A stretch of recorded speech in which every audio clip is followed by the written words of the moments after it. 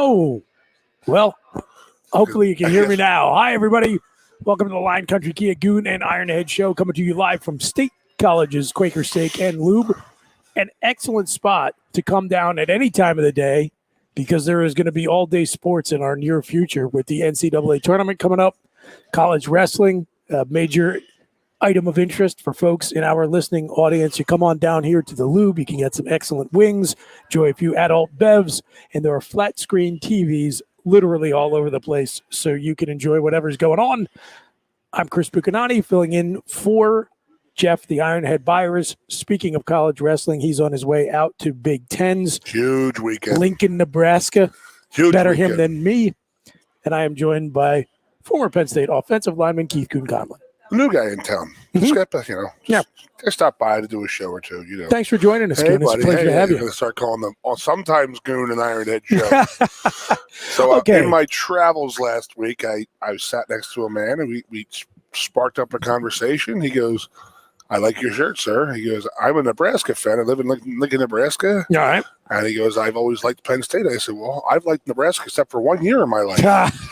And it was pretty funny because he was laughing and joking a little bit with me. And I said, honest to God, he was like, "What, does Penn State hate Nebraska? Do you guys hate us?" And this? And I said, "I don't hate Nebraska whatsoever. Even not even a little bit. I mean, I hate like 6 sports writers of the Midwest. oh, well, yes, that's just true. And some in Pittsburgh, too. My feeling was always, Nebraska did what they had to do in 1994. It wasn't anything they did wrong. Yeah. They won all their football games, and they were undefeated. They were beating the tar out of people. Sure. They won the Orange Bowl, so they got the national title. They deserved it. Did we deserve a piece of it? Yes, but I mean, I don't hold that over Nebraska's head. It's not the team or their fans' fault. Yeah, what frustrates me about all of that, and I don't want to spend a lot of time on it because it's going to make me angry, is what happened in '97. So basically the same situation, and Michigan gets the benefit that Penn State doesn't, and I have always maintained. What was the difference? What did you maintain? I'm sorry. Well, I've just always maintained that happened in part because of the perception that Penn State got screwed. Or Tom Osborne said, "This is my last game ever." That was the last game he ever coached. Is that right? Yep. He said, "This is my final game." And everybody said, "Well, we got to give Tom a little going away present, He deserves it." Well, they were undefeated again. They were undefeated. Yeah. There was no doubt about it. But Michigan was absolutely loaded that year. Yeah, they were good. They completely deserved the national title. But Tom Osborne came out and said, "This is my last game. I'm going to go out on top." So the pollsters decided, you know what? Let's give them a piece of that national title. Let's split it. Like some way we couldn't do that 3 years ago, but somehow we could do it now. Yeah. So ridiculous. Again, I always blame the Big Ten for not having our back in that situation, as usual. Yeah. Yeah. And it seems to be like, that was the beginning of. Well, the beginning of it was '93. Was when we joined the Big Ten in 1991, and we weren't playing football until 1993, but all the other sports were. Right. They wouldn't allow us into their bowl games. That's how you guys ended up locked into the Blockbuster the Bowl. bowl coalition said, "You know what? No, you're not allowed. You're not part of a conference, so you're not part of the bowl coalition. So you had to go to an independent bowl, and then we had just played the Blockbuster Bowl 2 years before, 1990, against Florida State. And a lot of our fans were there. So the Blockbuster Bowl, Wayne Huizenga, Dolphins owner, yes, Blockbuster owner, he said, "You know what? Let's sign Penn State up now." So we signed to play that game in May. But it was just typical Big Ten. Throw us a bone. We're joining your conference and this and that. But the way they treated us, and that's the other thing, people can be a little upset about how Nebraska was welcomed to the Big Ten with open arms. The only thing that has made me feel a little bit better about that is they then crapped all over Maryland and Rutgers when they joined. So, well, the other thing is that 2 phone calls got sent to Joe. Were given to Joe. The Bo Schembechler one. Yes. There was some explicit words because Bo was not in the know of this going down. And then the other one was George Perlis from Michigan State called and said, "Thank you." And Joe said, "What am I thanking you for?" He says, "Because we've been a stepchild since 1967. And that's the way they treated them because they weren't one of the original 10. That's the way the Big Ten works. And here it was in 1993, and he's telling us that they're still treated like second-class citizens, and then we got treated. We didn't get a number. That's what I always say about the Big Ten. There's 11 teams, but they still called us the Big Ten. We weren't anything worthy of a number. We just got a little blue check. Yeah, in they the changed the logo. It was a cool logo. Yeah. That's all we got was we just got a little mark inside of a hieroglyphic 3D lettering system. I'll find that and bring it up while we're talking here. So this is actually probably a good transition into old Goon Penn State football stories. Oh boy, because the NFL Combine is going on right now. I have seen more messages on Twitter today than I thought I could ever imagine in my lifetime about the size of Kenny Pickett's hands. But it's just amazing, isn't it? They just pick they find one thing and they start going with it. And so you went to the Combine. Yeah. And I'll just tell you that the guys complaining about the Combine right now, I mean, and they're like, oh, they got to be at their peak and this and that. Now, you got to realize, what day is it right now? It's early March. Our Combine, when I was playing, was mid-February. Right, so okay. I was early, maybe the second week, maybe the first or second week in February out in Indianapolis. So I went from playing a senior year to playing in a bowl game to playing in the Senior Bowl, and then 3 weeks after the Senior Bowl, I'm supposed to be at my peak. Yeah, right. Physical, right. And getting ready for the NFL Combine. I had 3 weeks to prepare for it. Now think about that. The guys complaining right now about how there's not enough rest time and this and that. That's literally what we were given back in the day.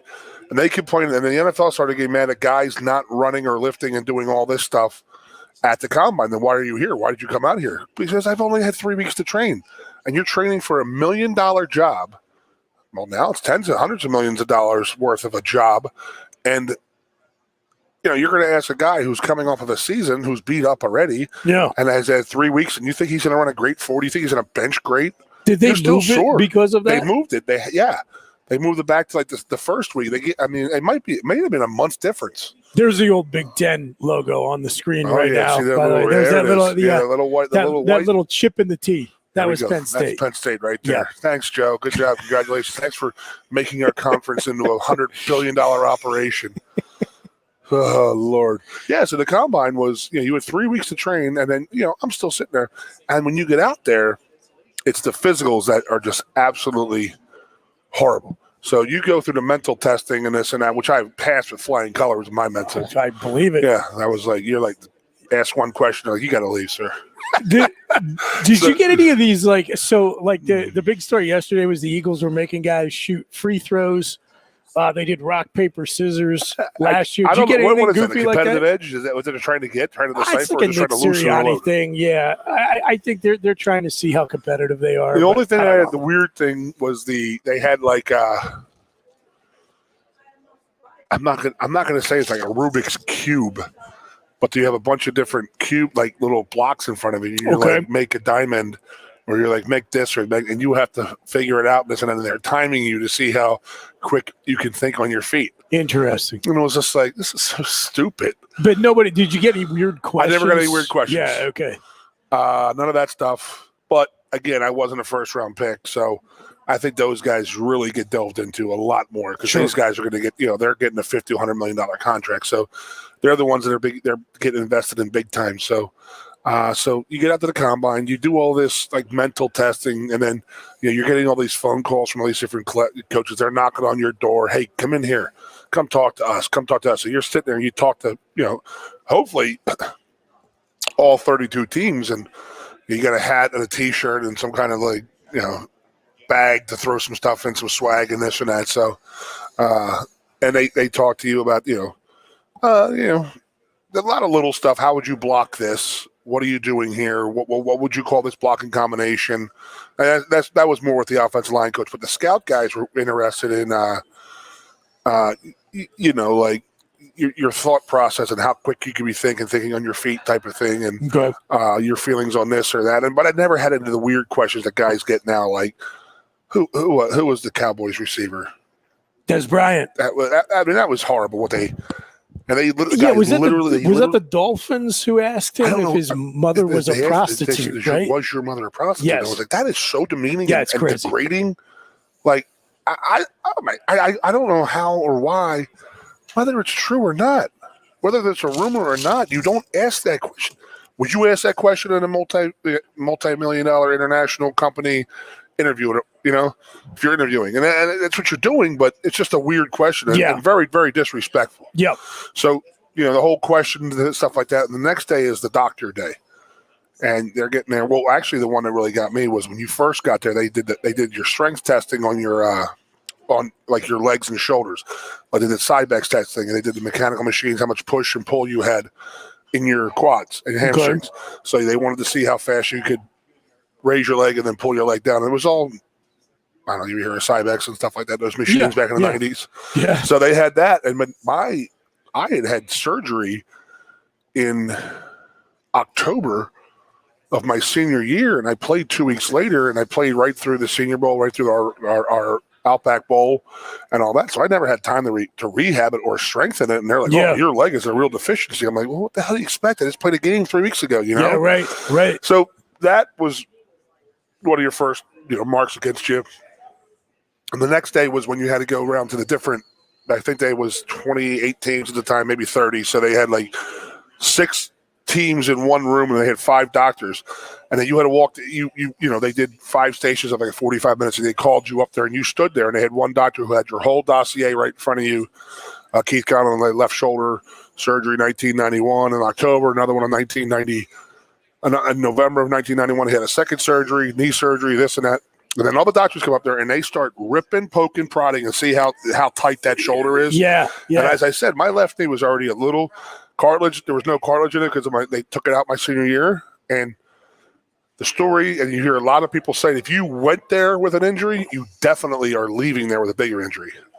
Right? So they're poking and prodding you. And I'm telling you. And this is every team's doctor who's every looking team. at you. Well, they had one doctor who would, say there were 6 teams in the one room. Okay. So you had 5 rooms, 6 doctors. Yeah.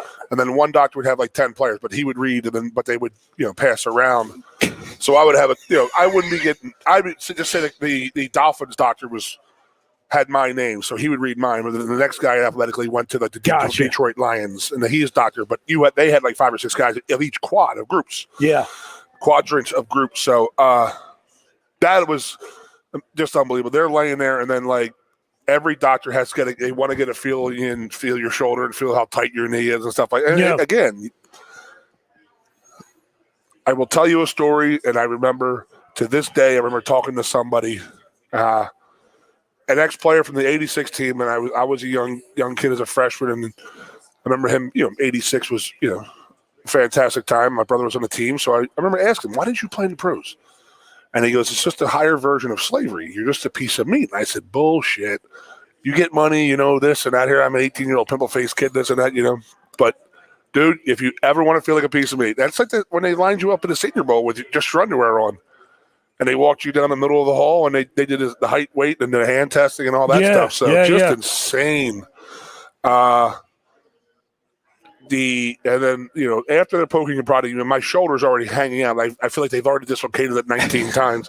My left knee was prodded by 30 doctors. So your legs and tendons and your body's hurt. Yeah. And then they expect you to perform at your peak the next morning running. Yeah. So I'm reading these players in the NFL last week who were going to have 2 weeks ago, they were going to have a boycott of the combine, because they were going to institute some more COVID rules and stuff like that. Okay. And they weren't going to do it, but they were like, it's already a horrible operation. And like all the big guys don't even run anymore or do any kind of lift anymore, because it's not, you're not at your peak. Yep.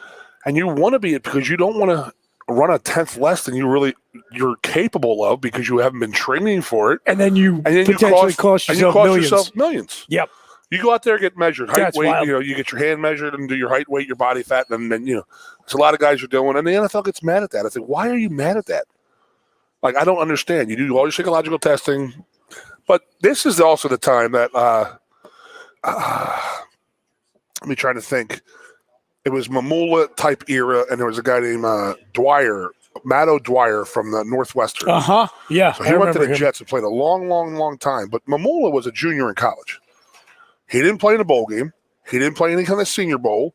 And all he did from Thanksgiving until February, and those guys, was train for the combine. Yeah. And here we are going through 25 practices before a bowl game, play a bowl game, play a Senior Bowl after 5 weeks of 5 days of really, really hard practicing. Yeah. You know what I mean? So these guys are going up there and they're like, oh, well, the star of the program right now is this, but they weren't going there.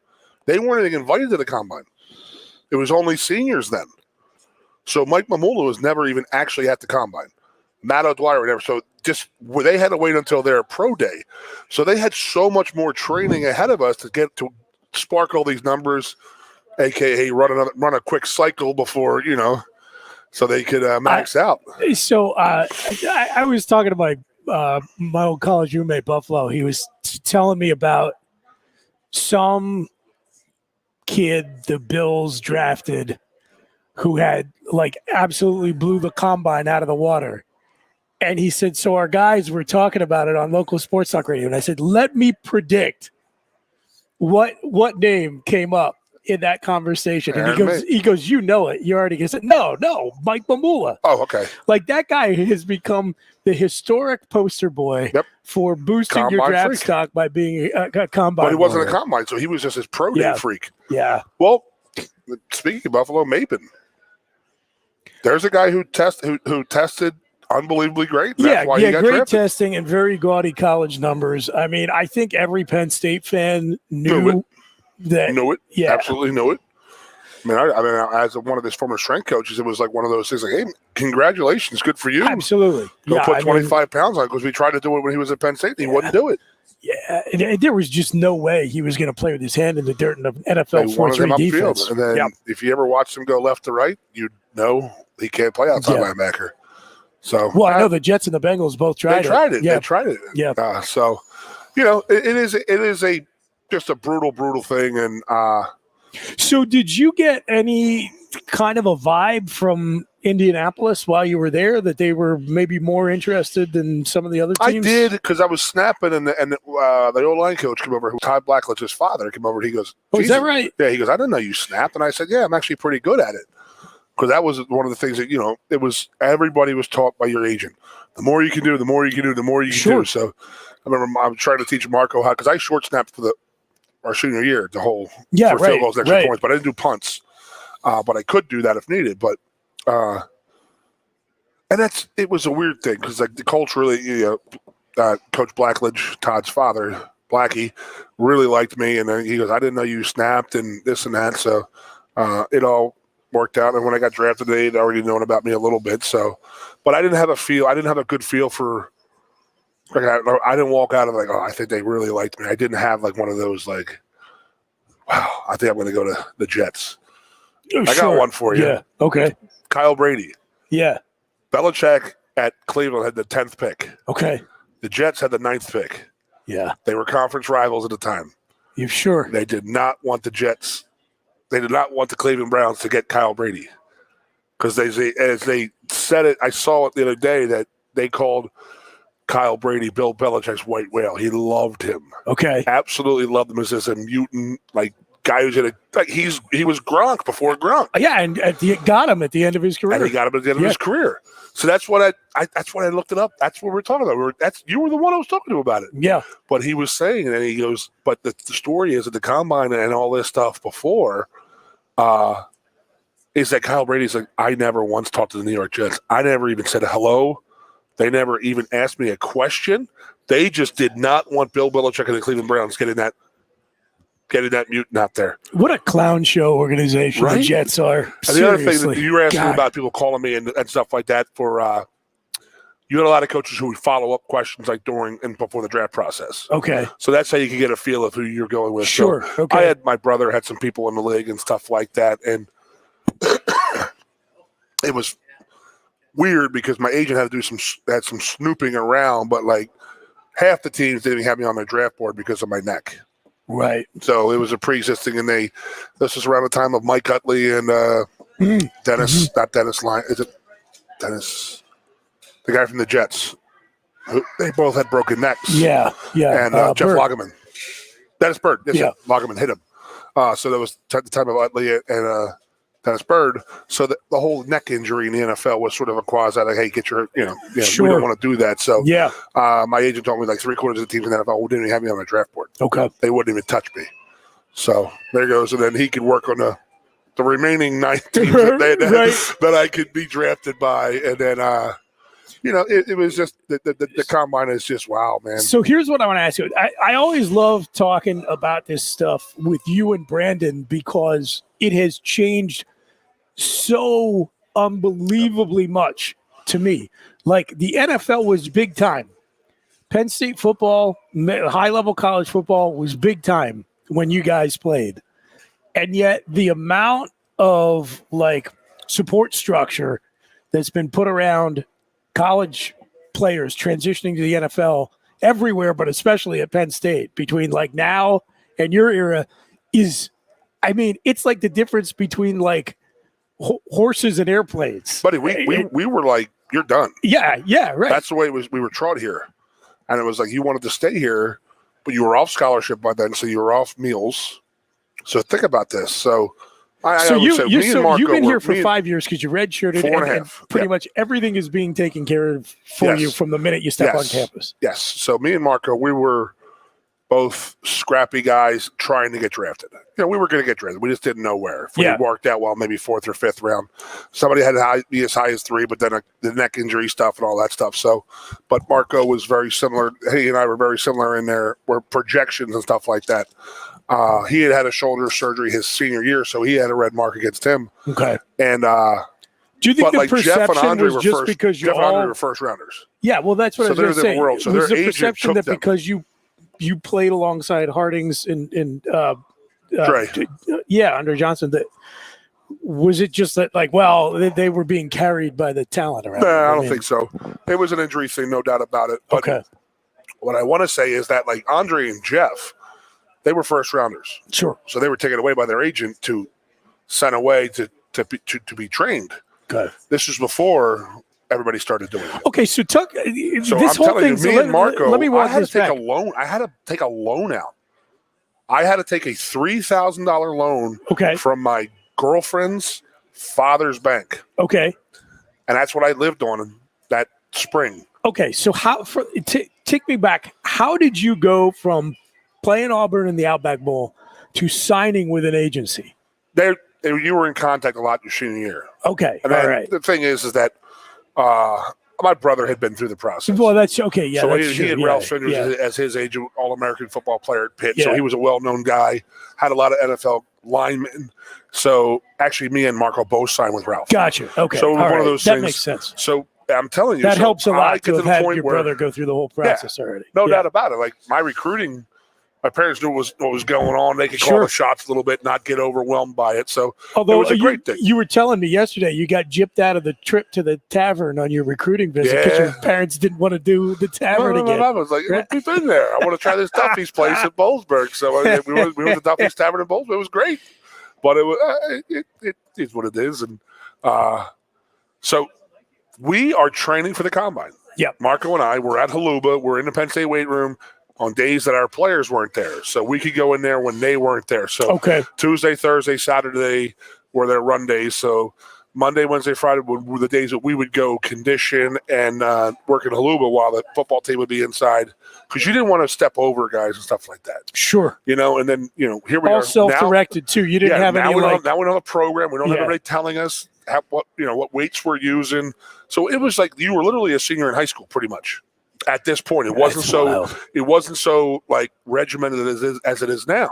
So he and I are sitting there, and we're wearing our high top Nike Shark turf shoes. Trying to run 40s in these things. These things have metal. They have metal underneath. Booch, I'm telling you, the bottom of the Nike Shark cleat, they were metal, like so you wouldn't get your foot cracked around and stuff like that. It was just a little piece. Of tin. Right. But you're sitting there trying to run a 40 and you're wearing high tops. And my parents and his parents, we didn't come from money. Yeah. I'm not calling my dad and saying, give me $5,000 to train to eat. He'll say, get your ass here, go to work, fatty. You know what I mean? So we get loans and, now we're cooking for ourselves. We're having to train ourselves. Yeah, so no training table, none of that. No training table, nothing. And then we had our friend Tommy Brago, who was a good buddy of mine, good buddy of ours still. He was one of the strength coaches, and he had just graduated, so he was like, I'll train you guys. Just take care of me if you guys make it. You know what I mean? Type of thing.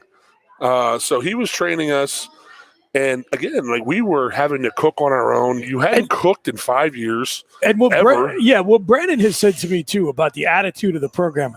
I just keep coming back to this now because I think fans who are more familiar with the way Bill and James have handled it is they understand the importance of putting guys into the league to recruiting.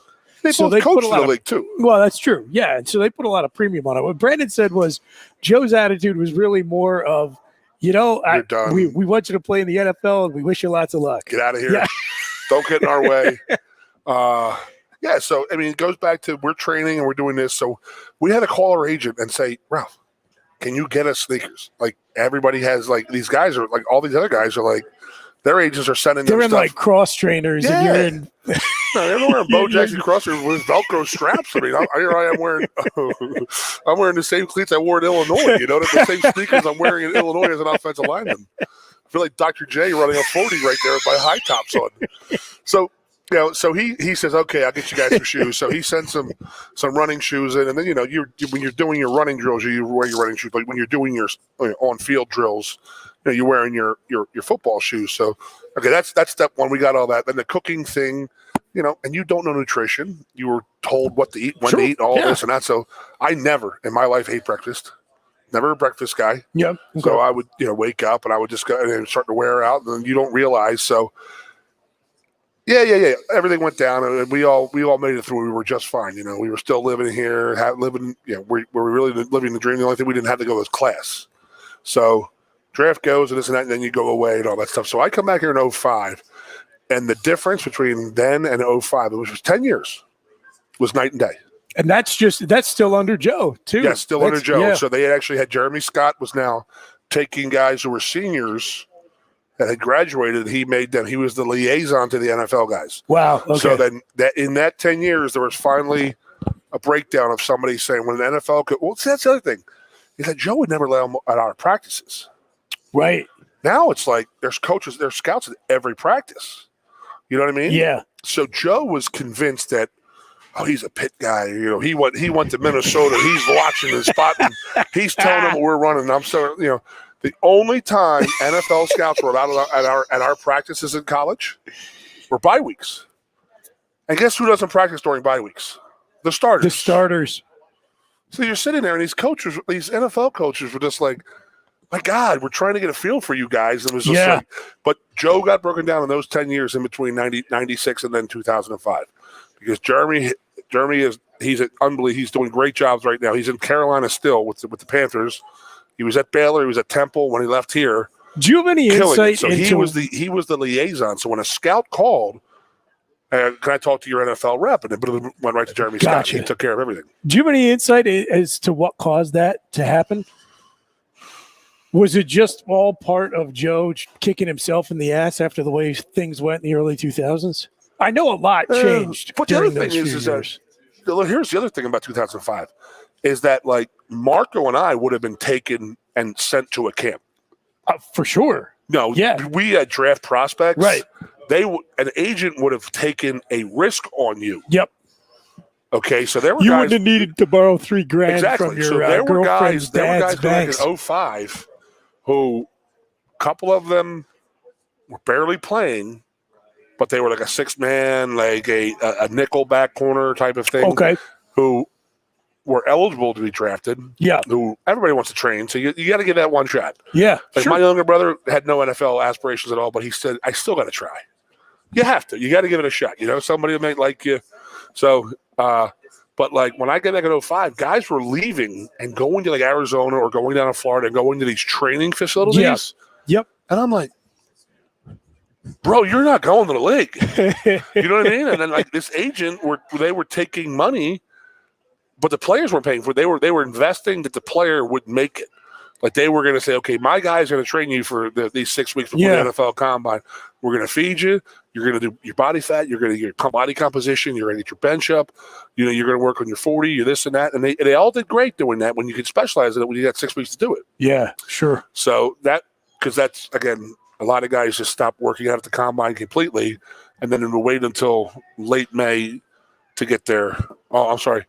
Mid-March usually is is usually the NFL Pro Day around here. Yeah. Usually around the St. Patty's Day era type, maybe a little bit after that. So like, I think it's 2 weeks after St. Patty's Day. So, that was a huge difference.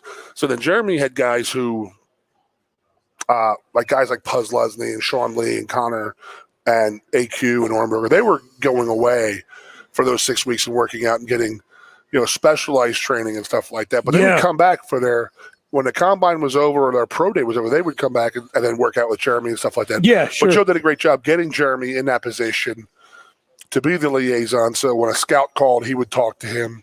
And the scouts have they have hey, what's he like? What's he like working out? What kind of person is he?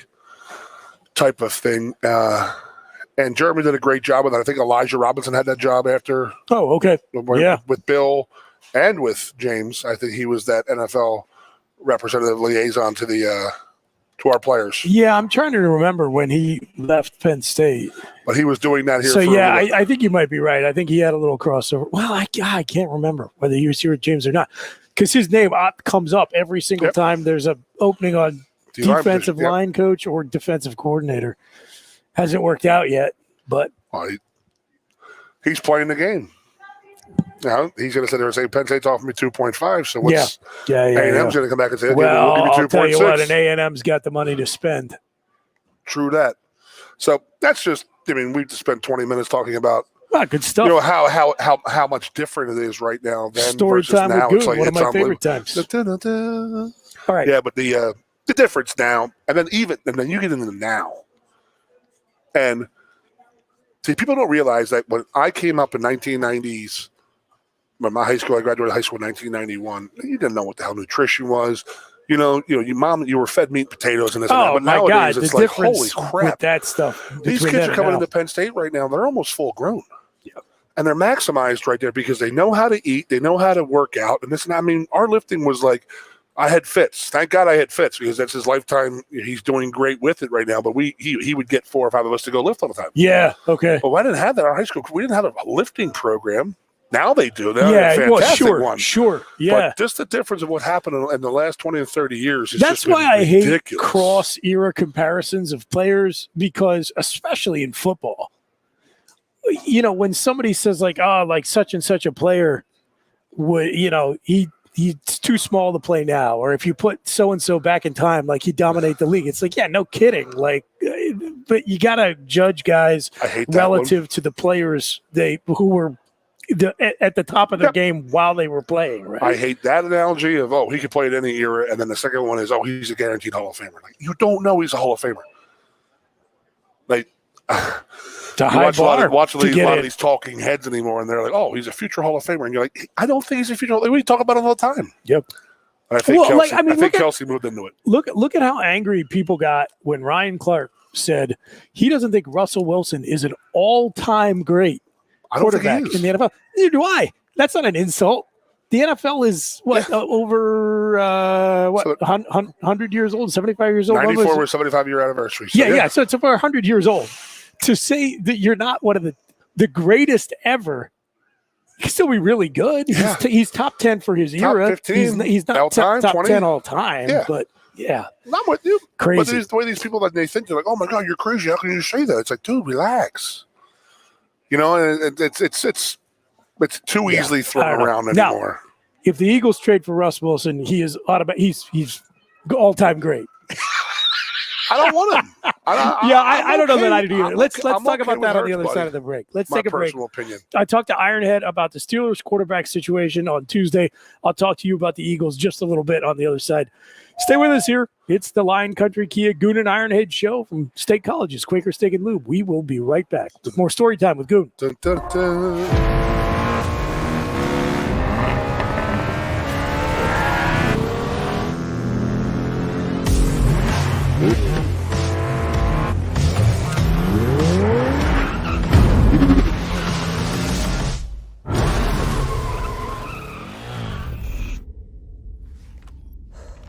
Best 2 out of 3? It's one fantastic ride. The turbocharged, tech-inspired new Kia Forte. There's always something happening at Quaker Steak and Lube. From live music to exciting new flavors, meet your friends and refuel at your local Quaker Steak and Lube today. Can't slow down? Then order online. Pick up and get back on the road. Find us at thelube.com.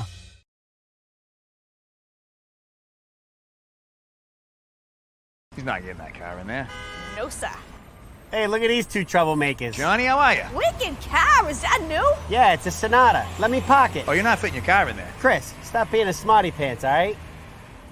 Look who's got Smart Park. Even Bruiser can park it. Just hit the clicker. I can park it anywhere. Beaver Stadium? Parked it. Even the Jordan Center? Parked it. Even Medler Field? Even Bruiser parked it. Hey, you can't park there. He's got Smart Pack! Wicked smart. Blaze Alexander Hyundai. It's wicked smart.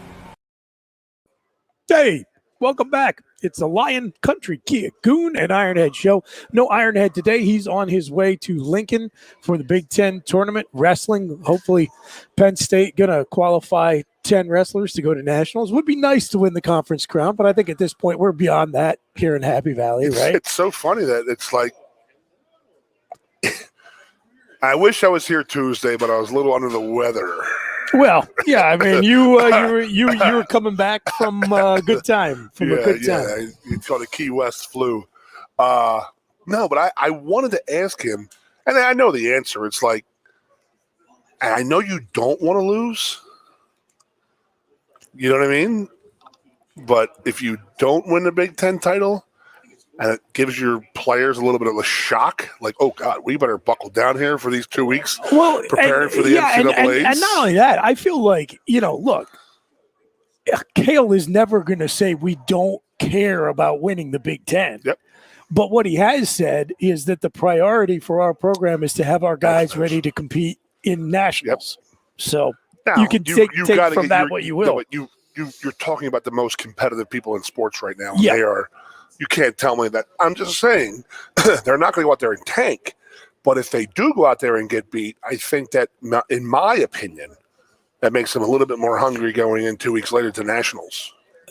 I mean, how many times have we seen Penn State kind of underperform expectations Absolutely. from what you saw in the regular season in Big Tens, and then there's no sign. It's completely of that full in circle, nationals. Booch. So we're talking about when we joined the Big Ten for football. The Big Ten didn't give a crap about national titles. They hadn't won one since 1968. Yes.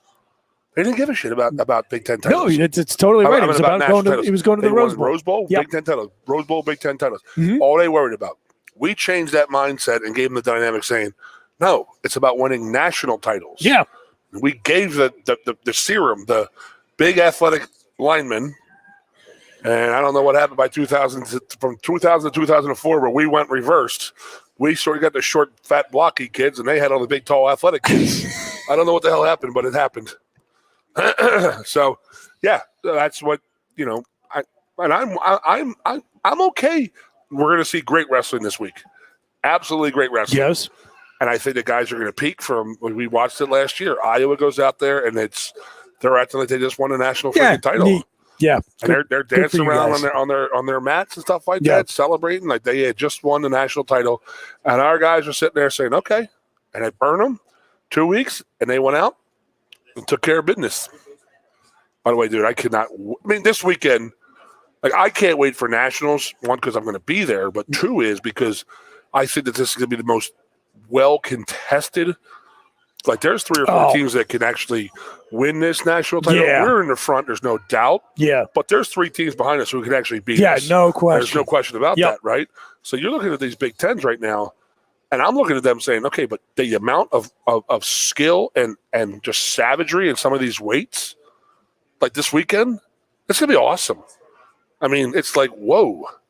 So I got a guy who's coming to nationals with us who's never really done a wrestling thing.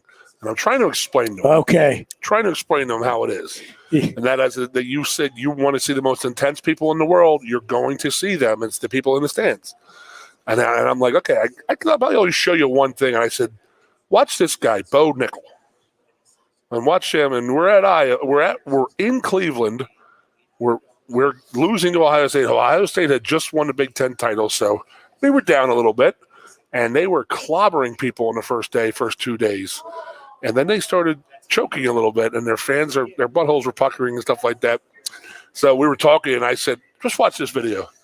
And he goes, oh, God, because when Bo goes down, he goes, oh, my God, he's going to get pinned. And I said, no, what, watch. And when he turned it and Pip pinned him and won the national title and won the Natty for Penn State, was unbelievable. It's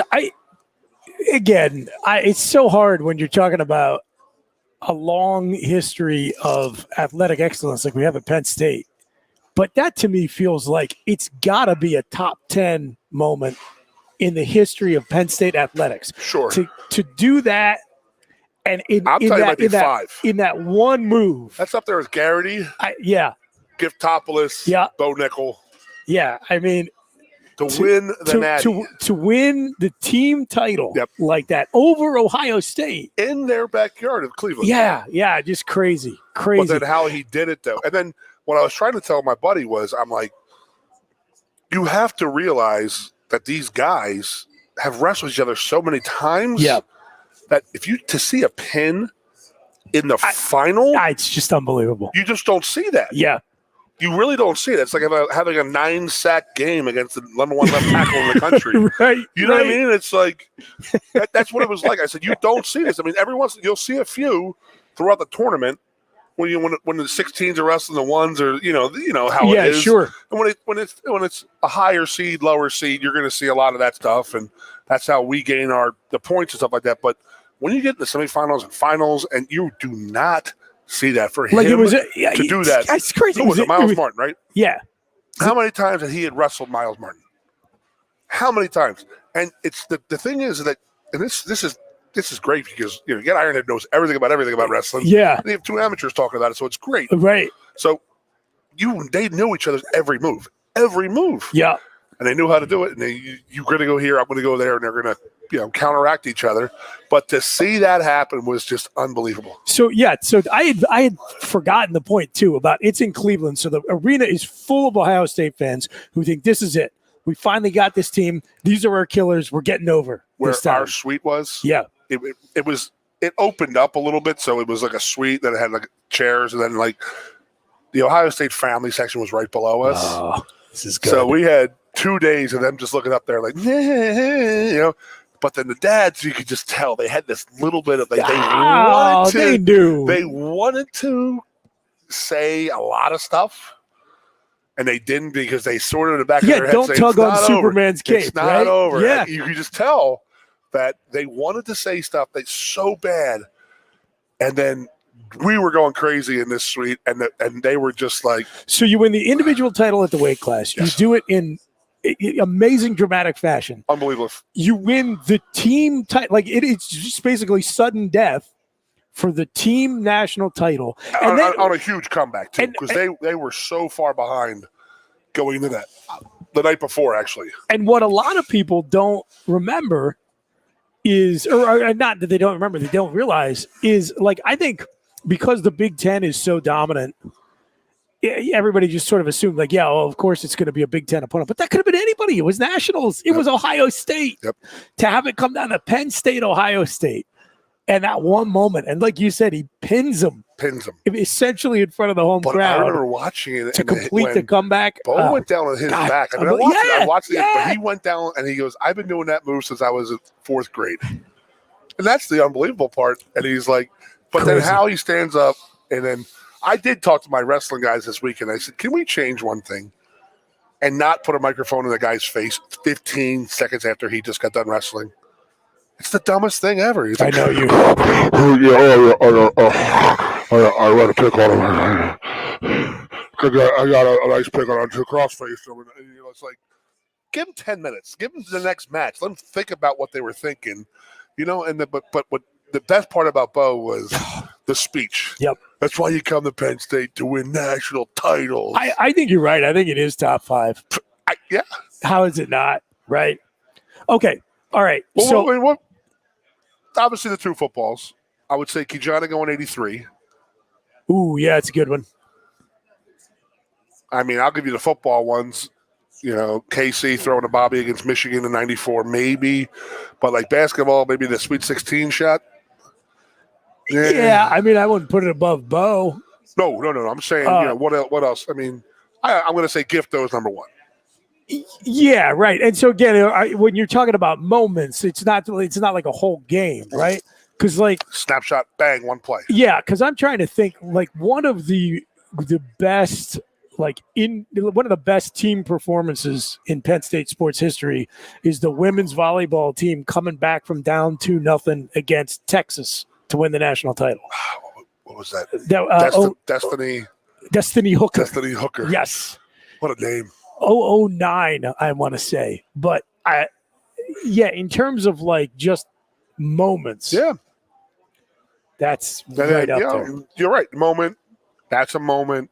The season earlier, when they had the 6 first-team All-Americans, you have 6 people on the court.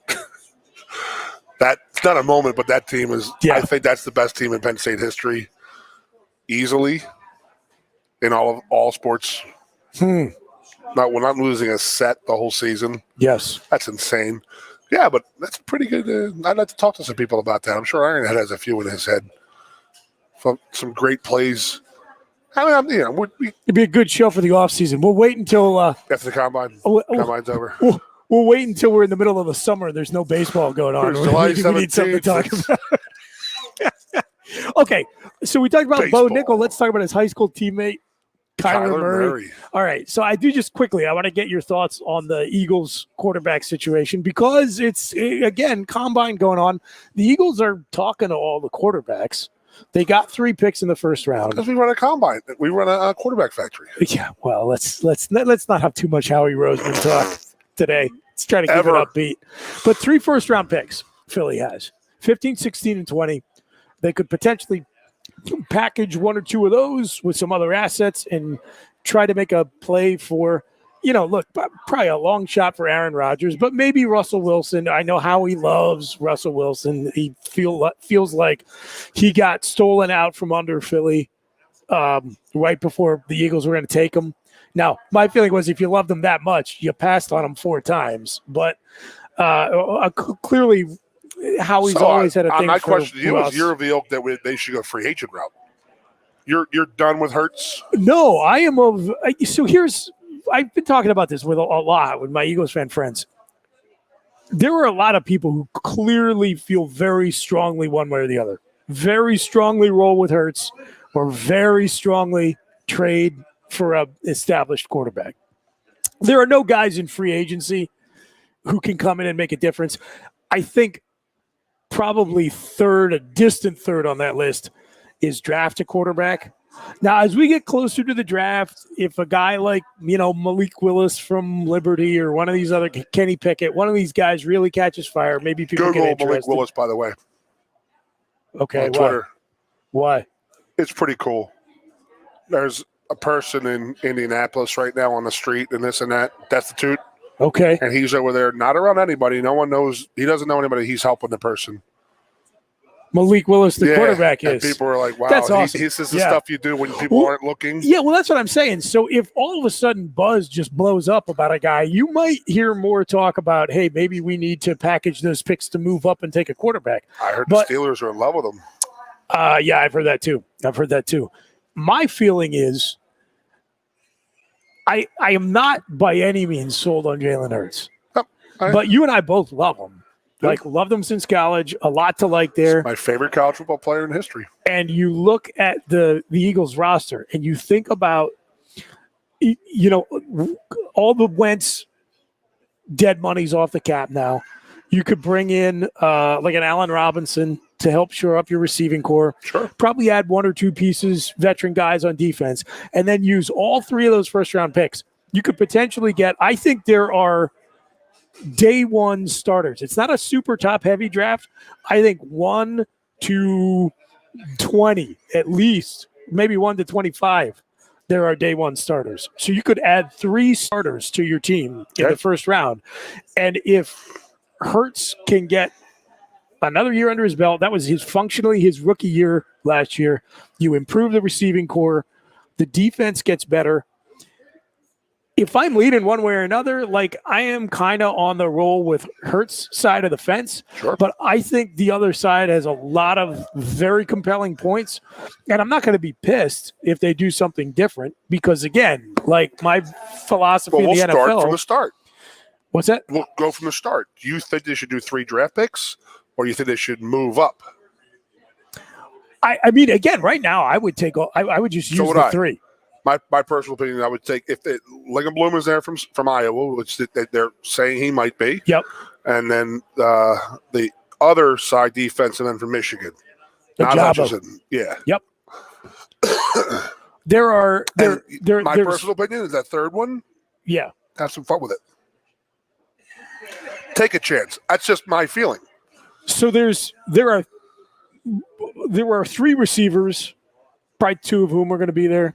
There's 3 defensive ends, 2 linebackers. I don't know if you watched at all Utah play last year, but Devin Lloyd is, that guy is superstar. Nakobe Dean from the linebacker from Georgia. I don't want to see it wasted on a running back or a linebacker. That's you and I are both of the same ilk. Yeah, I know you say that, man. When you have 3 first-round picks, I would rather have not a running back. You could take a linebacker. Okay, an outside linebacker. Not a rush end, but a guy who can cover. Yeah. So I'm okay with that. But an inside pig, no. Well, let me throw this at you. Would you take Davis, the big defensive tackle from Georgia, as the heir apparent to Fletcher Cox? I'd have to do some background check to see if he's not going to be 500 pounds. Seriously. That's a big boy. You know what I mean? That's the guy you got to worry about. There's a guy like that who gets paid $25 million and says, I made it. I'm done. I'm done. Yep. You got to really worry about that kind of, what kind of work ethic he has and stuff like that. You really got to delve into his background. And, and that's the crazy part about the draft, but that's what you have to think about. Is this kid going to, that's the other reason I like using all 3 picks. Take 3 shots, and even if you miss on one, no big deal. I would love to have Lingenblum from Iowa. Put him at left guard for the first year. Yeah. Heir apparent to Kelsey. Kelsey's got 1 more year left in him. And we're squeezing 1 more year out of him. Thank God. And we're saying we a lot, by the way. And I apologize. No, that's I don't apologize at all. Pet peeve. I don't apologize at all. I apologize. I apologize to all of our tens of fans out there that are listening. I'm not a wee guy. You know that. But I would love Lingenblum to go there, the Michigan defensive end. And then I can't believe I'm going to say it, but let's get another receiver. It just drives me absolutely bonkers what they've wasted at receiver the last 3 years. Yeah, it's gross. It's disgusting. Yeah. Danny Watkins is all I got to say. The fireman. Who was the worst? I am going to go to my deathbed saying that was the worst pick ever. So the other 2 Eagles first-round picks, because Jalen Reagor's bad. Looks worse because Justin Jefferson was on the board when they took him. But at least everybody expected Jalen Reagor to go in the first round. The other 2 first-round picks, who I guarantee you, nobody in the audience he probably even knows, because they had basically neither one of these guys played for the team, are John Harris. Oh. That was ESPN didn't even have tape of him. That was Do you remember that? Ray Rhodes. John Harris, 1995, total disaster, and Marcus Smith, the linebacker from Louisville. I don't think he ever played. Yeah, no. Dude, you're a first-round pick and you don't get pension. That is a bust. Unbelievable. Yeah. But Danny Watkins, he was 27 years old when we picked him. I don't understand what they even thought he was going to do. Insane. He needed 3 years to mature, so he's 30. Kelsey's 34? He was ready to retire before he ever took a snap. That was a total Howard Mudd pick right there, buddy. Well, so speaking of the game, he's going to change the game. Speaking of the Eagles' offensive line coach, so Jeff Stoutland might be the best O-line coach in the NFL right now. If not the best, he's right up there. The one argument I have heard against taking Linderbaum from Iowa in the first round is that Jeff Stoutland has excelled at taking late-round picks. And Jordan Mailata was a 7th-round pick. He might be one of the best left tackles in the league. He never played football before. Yeah. That was unbelievable. So How does that happen? Do you hang around? People know how hard that position is. Do No, people it's realize nuts. how It's hard nuts. that position is? Yeah, it's. And he's making it look easy. I'm telling you, man. Look. Jordan Mailata is a unique, incredible athlete, and all credit to Howie and the Eagles scouting staff for identifying him. But like, I'll if give him Stout's that. not there, Howie does very good late in rounds. yeah, absolutely. If he was as good in the Does. first round as he Yes. was in the late rounds, we'd be golden. Okay. Can I just say DK Metcalf on the right and Justin Jefferson on the left? Yeah. You could play quarterback. Mm-hmm. No offense to you, but Yeah. None I taken. seen you throw. Yeah. Oh, That good Lynn God. Kristen style. Disaster. Hey! So I do want to point this out because I think Howie Roseman takes a lot of crap and it's almost all deserved. But I like to be balanced and say, hey, look, there's some good things, there's some bad things, but the bad is really bad. Like, I am not a huge defender of Howie Roseman, the Eagles GM. I don't know have you ever gone back and looked at the first round of the 2013 NFL draft? No. Yeah, I'm going to pull it up so folks can see it here. We can talk about it for a minute. It is unbelievably bad. You will not believe how awful. The whole pack? The whole here we draft? go. The whole first round. Like, total catastrophe. Here we go. We'll bring this up. And I am going to show everybody so we can talk about it and be on the screen if you happen Eric to be. Fisher. Look at Eric Fisher, number one. Where is he at now? Yeah, exactly. Nobody even remembers these people. So look at this crew, man. Look at Where did he go? this. Kansas City. I know that. But where is he now? He was Atlanta? Central Michigan. Now. Is he out or is Oh, he? yeah. No, I think he's out. Yeah, I think he's done. Oh, my God. So you go down this list. Luke Jokel, another offensive tackle, Jesus, didn't work Lane out. Johnson Deion was a Jordan. fourth overall? Lane Johnson is one of the only players in this first round. I'll throw out a couple names if you're only listening and you're not looking at the screen. So your top 10 picks are Eric Fisher, bust. Luke Jokel, offensive tackle, Texas A&M, I want to say maybe. Went to Jacksonville. He was a bust. Deion Jordan from Oregon went to Miami, total bust. Yep. Then Lane Johnson, Pro Bowl right tackle for the Eagles. Yep. Ziggy Ansah. I remember him. Like, He didn't have a journeyman distinguished- defensive end to the Lions. Nothing impressive. Barkevius Mingo, another been guy bounced around in hung Cleveland and around, he's in did New not make a England. big impression at Cleveland. Jonathan Cooper from Ohio State. No, John Cooper was the North Carolina. I got Yeah, schools right here. John Cooper was the coach of Ohio State. Yes. We're a different John Cooper, but they both did about the same in the Yes. NFL. Tavon Austin, WVU. the 8th pick. Big time. Nothing. Did nothing. D. Milliner from Alabama, right? Bust For the Jets. And Chance Warmack. I love this. Another best. I Holy love crap. that the Eagles took Lane Johnson 4th in the 2013 draft. And Chance Warmack, who was the 10th pick in that draft, he backed up Wisniewski on the Super Bowl winning Eagles team. Oh, really? Yeah. Didn't even we picked him up as a street free agent after he got cut by Tennessee, and he started like 2 games and Wiz just beat him out. So anyway, total disaster draft 2013, and not only does Howie with Manny Payal went. Geno Geno questionable. Smith. That's second round here. Hold on. Okay, go ahead. I'm into the second round right now. Well, you know who the Eagles' second round Ertz. pick was? Zach Ertz. Yeah, But I got one here for you. Let me see. I saw DeAndre Hopkins, absolute stud. He goes 27th. Holy crap. My Lord. So the Cowboys' last pick of that draft was Travis Frederick. He was a great player. O-lineman. Okay. Oh, right. Yeah. Right. Yep. He's from Wisconsin. He's still playing. He's He still was hanging. center. Yeah. He was He's center with them. He just hanging got done. around. Yeah. But I'm looking. It was at very end. The end was pretty good, but 11 O-linemen. And Lane is by far, probably superstar of that first round. So you said Hopkins, right? Yeah. I mean, yeah. So he's great, obviously. No Cordell rings. Patterson with the Vikings. He's killing it. He was all right. Yeah. I But he just- should have been Pro Bowl last year, to be honest with you. Bjorn Warner from Florida State. Just a total bust.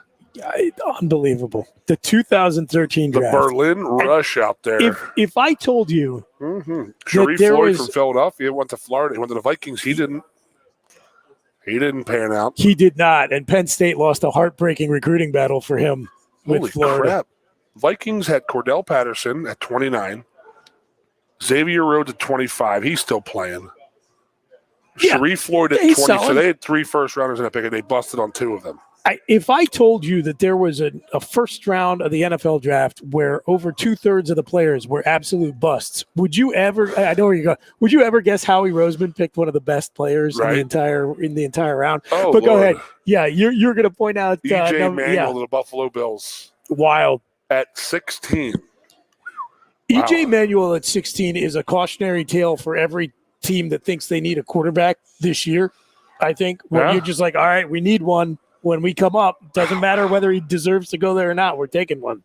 TJ Flukers with the Chargers there. I remember him. He was he was always Gilmore's client, so I watched his career. He's still in the league, but he has bounced around. Yeah, none of these. When you take an offensive tackle, top 10 overall, you're expecting like a Lane Johnson type career. Whew. Multiple Pro Bowls. You get at least a decade out of the guy. Hopefully, you get a ring.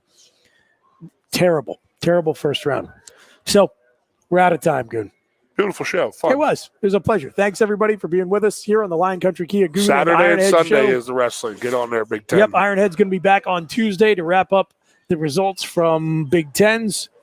And I'm sure Goon will have plenty to say about that as well as other topics. Sure. Take care of yourselves. Take care of each other. The world just keeps getting crazier and crazier. God bless everybody in Ukraine, buddy.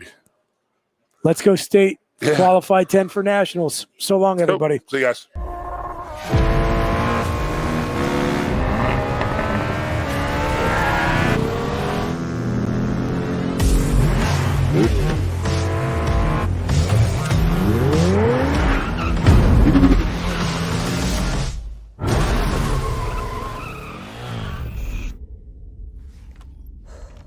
Best 2 out of 3? It's one fantastic ride. The turbocharged, tech-inspired new Kia Forte. There's always something happening at Quaker Steak and Lube.